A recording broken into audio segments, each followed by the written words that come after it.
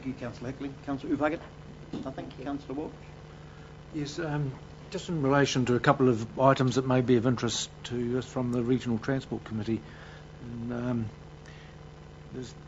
one was the Regional Transport Committee were really unhappy that the government or cabinet had deferred consideration of reducing the blood alcohol limits for adult drivers from 0.8 down to 0.5, and as a consequence of our dissatisfaction with that, because we had earlier made our position quite clear on the issue.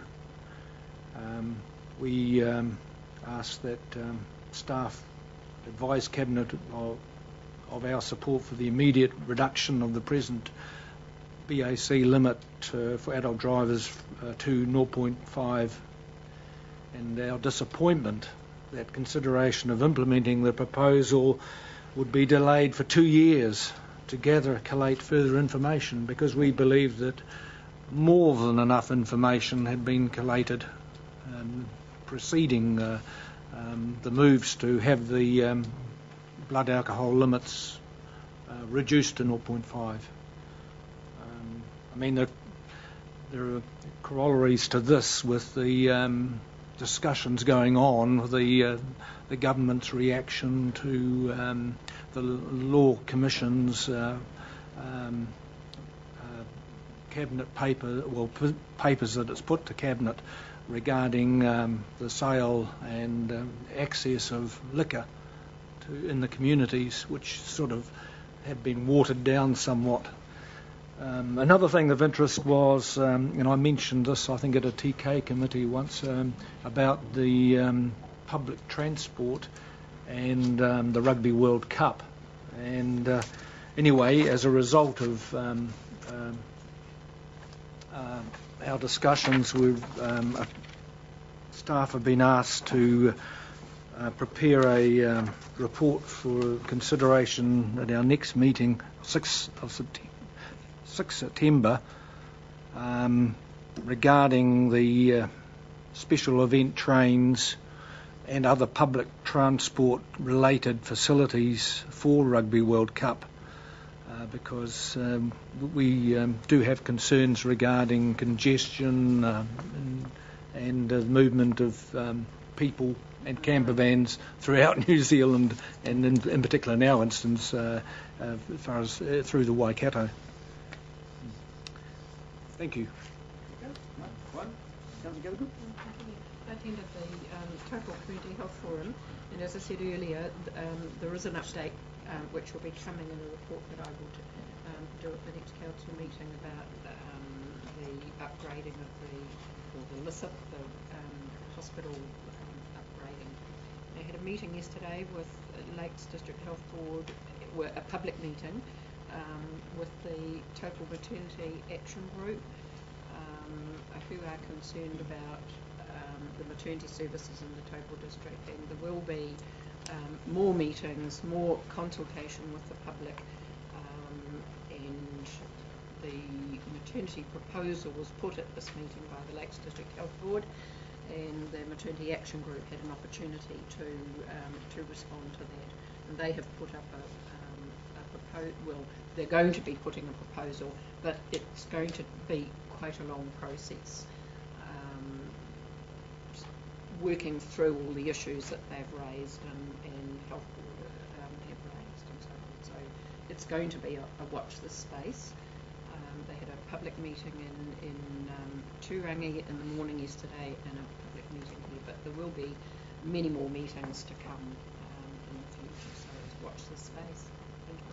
Together good. Just interests me a little bit there, because I've been a little bit involved with that group that wanting to take over the maternity service. Is there a genuine willingness between the health board and this group to actually come together, work together, and get a result? Because at the start, they had a lot of doors closed in their face, and I think the Minister of Health at the time stamped their feet a bit and told them to work together.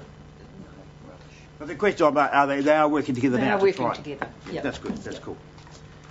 Okay, so can I have a move to receive those moves? Councillor McCulvey, second Councillor Gallagher, all in favour? Aye. So carried. Before we go to item 14, Councillor Kraswowski, you raised a question at the beginning of the meeting, which I'll allow you to now put to Mr. Anderson.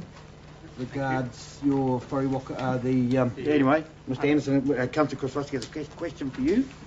Under page 1.3, matters arising, item 2, Councillor McKelvey queried on my behalf last meeting as regards to the outcome of the meeting for septic tank usage in lakeshore residential areas, and that meeting was held on the 11th of August, and I'd just like to know what the outcome was and whether or not that has any potential implications or ramifications on the airport.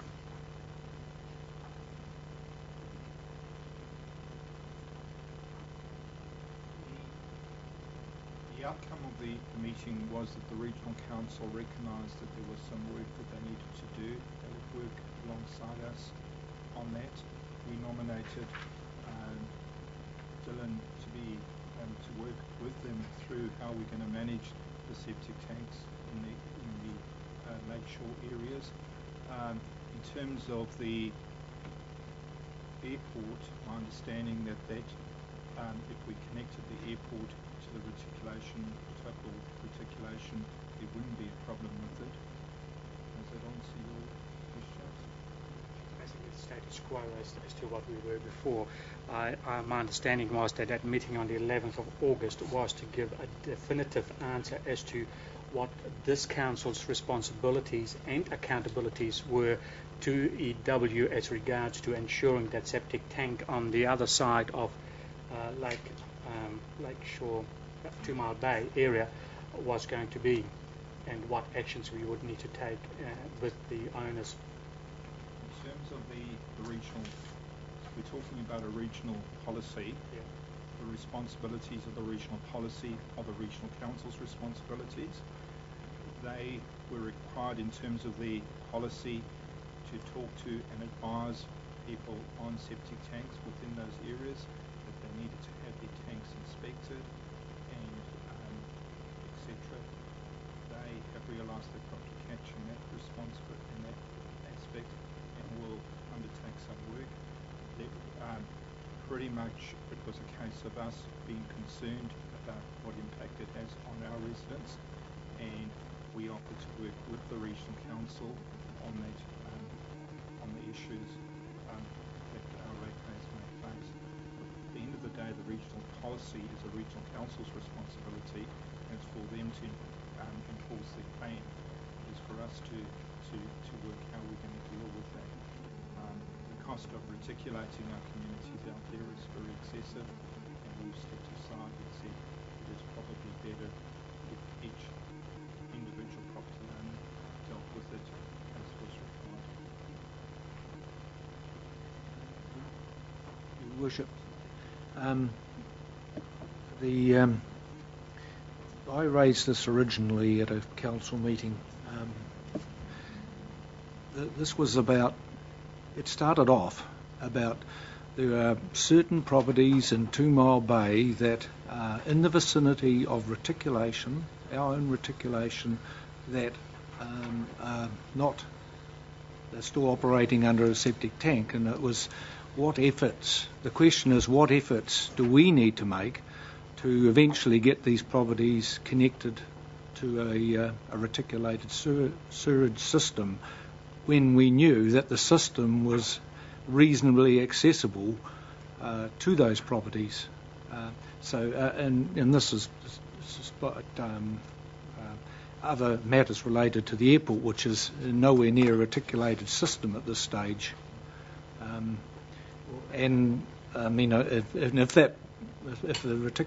the sewage system and the septic tank at the airport is not performing well, maybe the airport authority needs to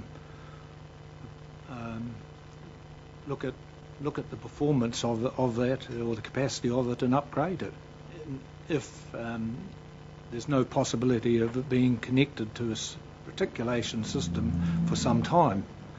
But the more pressing issue is, and it's been drawn to my attention on numerous occasions, the fact that there are properties in our town near sewage reticulation that are still running on septic tanks. So that needs to be addressed. Okay, if I could just straighten up, if you don't mind, Ted. Anne's going to answer it, but just one part of the question. Let's be quite clear. There's nothing wrong with the sewage system at the airport. Councillor Kraswowski has in the back of his mind for expansions for the future, growth for the airport. We're stymied for growth at the moment because we're not on reticulation, but we don't have a problem out there. But the problem has actually been addressed at the airport because there are new whiz-bang systems that you can put in that they will allow us to use out there to get more growth. But part of the question that Council was asking, when's the reticulation going down? So we could get the airport onto it, but let Anne, Ms McLeod, please try and answer the other part of the question, which is, if I can simplify it, is we have houses on septic tanks in places like 2 Mile Bay, close to the reticulation system, but are still on septic tanks. That's the question. What can we do about that? Or what has been done about that? Right. And I'm actually not going to answer that question. Oh, sorry. You had your hand up. I thought you were going to help. No, I am going to help. I'm going to be helpful. Helpful, okay. Because there are actually 2 issues sitting here.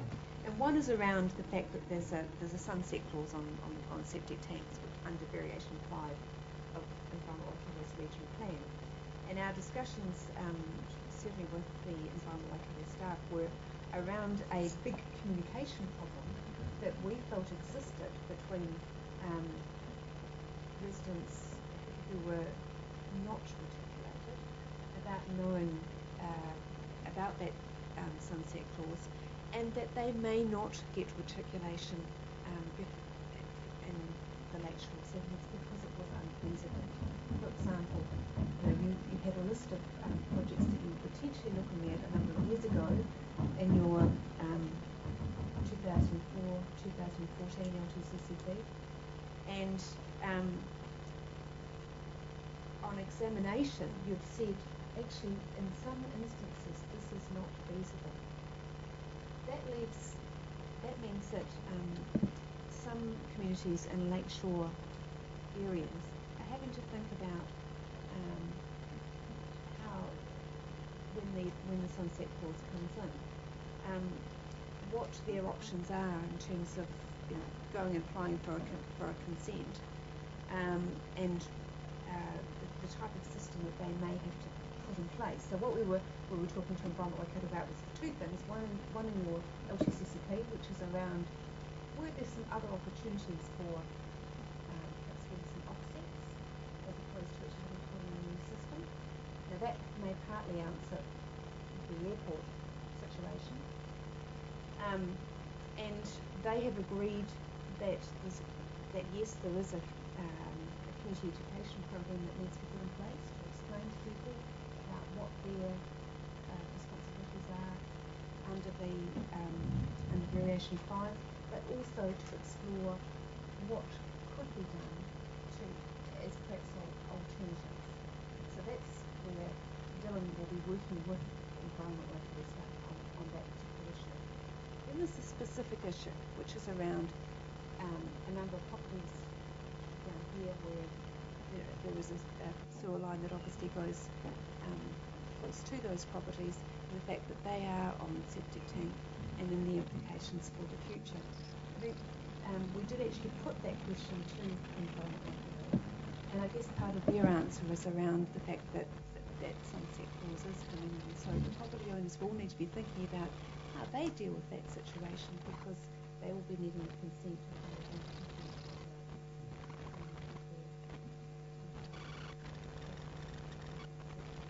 so that's also a communication. Ms McLeod, for someone that wasn't going to answer the question, you did a marvellous job. Councillor Heckley. Could we have perhaps a little bit more detail on how long the sunset clause is for the properties at 2 Mile Bay? Is it 10 years or 5 years? Or well, is there a time? It was originally going to be 2011. So when, okay. Councillor Ainsley when we were looking very closely at variation 5, it was 2011. I believe that through the Environment Court it actually shifted to 2013.